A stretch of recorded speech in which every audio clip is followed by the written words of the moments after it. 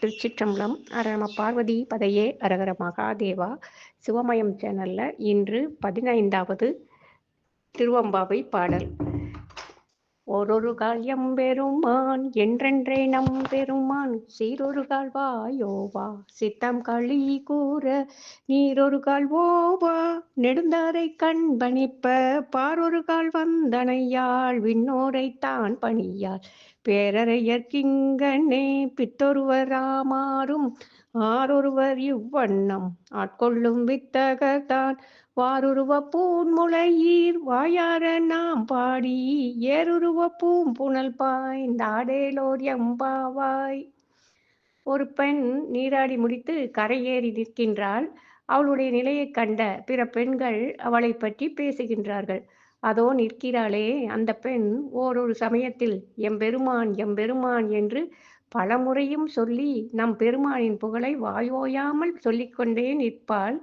அவ்வாறு இடைவிடாது சொல்லிக்கொண்டே இருப்பதால் மனத்தில் சிவானந்த களிப்பு மிகுதியாகி ஒரு காலும் நீர் வற்றாத ஆனந்த அருவிகளை கண்கள் இடைவிடாது பொழிய நிற்பாள்.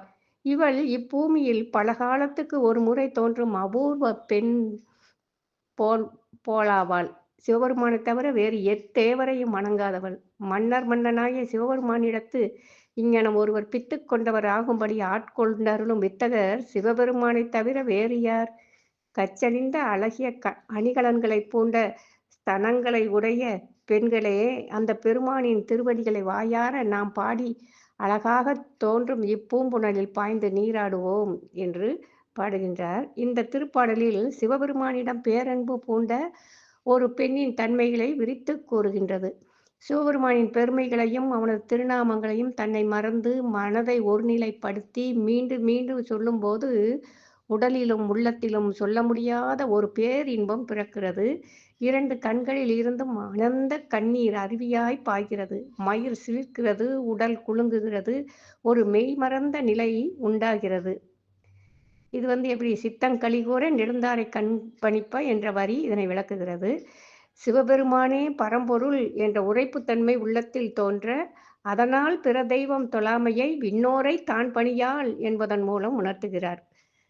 இப்போ செத்து செத்து பிறப்பதே தேவென்று பத்திசை மனைப்பாறைகட்கு ஏறுமோ அத்தன் என்று அரியொடு பிரமனும் துத்தியம் செய்ய நின்ற நற்சோதியை. அப்படின்னா துத்தியம்னா துதிப்பாடல் அப்படின்னு சொல்றாங்க பொருள்.